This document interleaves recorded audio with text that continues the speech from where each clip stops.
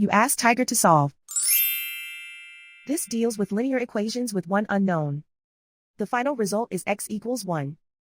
Let's solve it step by step. Simplify the expression. Expand the parentheses. Simplify the arithmetic. Combine like terms. Group all constants on the right side of the equation. Add 12 to both sides. Simplify the arithmetic.